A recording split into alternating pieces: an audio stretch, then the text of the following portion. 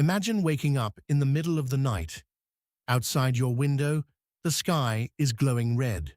At first, you think it is another fire somewhere in the distance, but then the wind changes.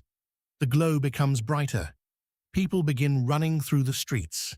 Church bells ring, horses race past, and suddenly you realize something terrifying. The fire is coming toward you. You grab whatever you can carry. Maybe a photograph, maybe a blanket, maybe your child. Then you run. Behind you, your home begins to disappear. Ahead of you, the entire city is on fire. This is what happened in Chicago on the night of October 8th, 1871. Within hours, one of America's fastest-growing cities became an inferno. Thousands of buildings would be destroyed. Hundreds of people would die. And approximately 100,000 people would be left homeless. But this is not just the story of a fire. It is the true story of ordinary people trapped inside a disaster so powerful that even the Chicago River could not stop it. This is the story of the Great Chicago Fire. The city built of wood. In 1871, Chicago was a city growing at an incredible speed. People came from across America and around the world searching for opportunity. The population had reached nearly 300,000 people. Chicago was becoming one of the most important cities in the United States. But beneath its success was a dangerous weakness. Much of the city was built from wood. Homes were wooden, sidewalks were wooden. Bridges and structures throughout the growing city used enormous amounts of timber. And in the months before October 1871, Chicago had experienced extremely dry conditions. According to historical records, the period leading up to the fire had been unusually dry, leaving much of the city dangerously vulnerable. Strong winds would make the situation even worse. Chicago was a city filled with opportunity, but it was also, in many ways, waiting for a spark. And that spark came on a Sunday night. On the night of October 8th, 1871, a fire began near the property of Patrick and Catherine O'Leary on DeCoven Street. The exact cause remains uncertain. For generations, people repeated a famous story.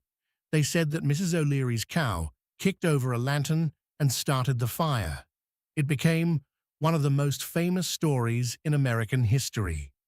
But historians and official investigations found no reliable proof that the cow caused the disaster. The exact origin of the fire remains unknown. What is certain is this: the fire began, and Chicago was ready to burn. The flames entered a city filled with dry wooden structures. A powerful wind pushed the fire forward, and the firefighters were already exhausted. Chicago had experienced other serious fires in the days before October 8th.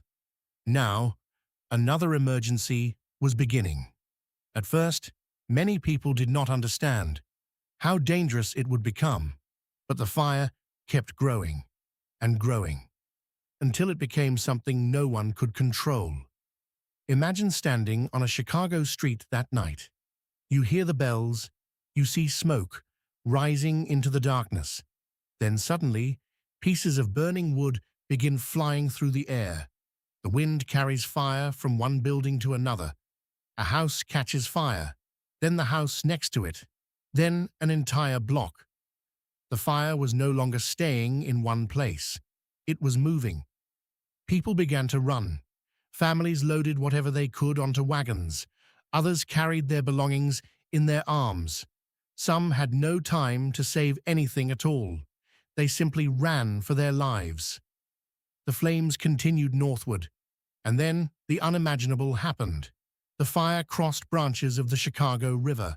A river that might have seemed like a natural barrier could not stop the disaster. Strong winds and burning debris helped the fire continue its path through the city. Chicago was now becoming a burning landscape. Businesses, churches, hotels, homes, government buildings, rich neighborhoods, and poor neighborhoods. The fire did not care who you were. If you were in its path, everything could disappear. For the people of Chicago, survival became the only thing that mattered. Thousands of people poured into the streets. Some fled with horses and wagons, others carried children.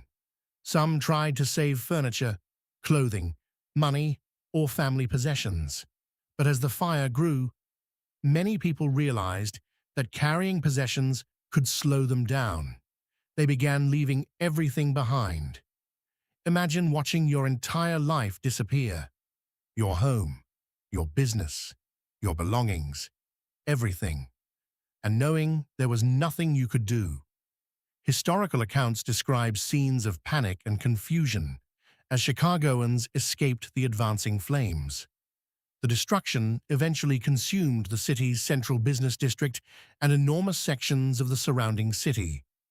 For some people, the river offered temporary safety. Others gathered in open spaces. Some fled north as the fire followed.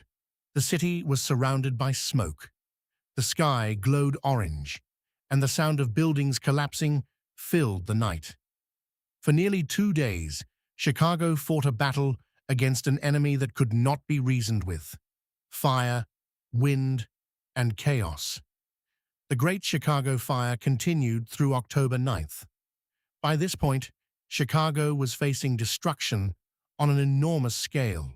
More than 17,000 buildings were destroyed, according to government historical accounts, while other historical estimates place the number even higher. The disaster devastated several square miles of the city. The central business district was destroyed. Government buildings were gone.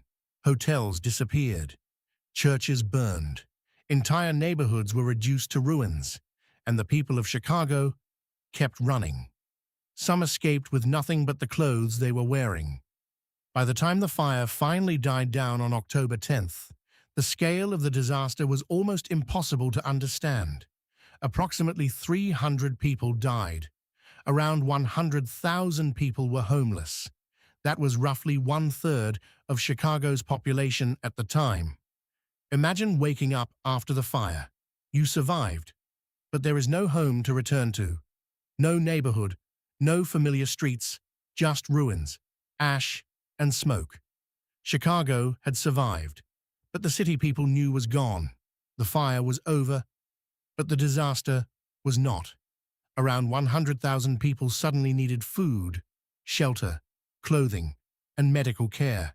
The coming days were filled with uncertainty. People searched through the ruins. Some looked for family members.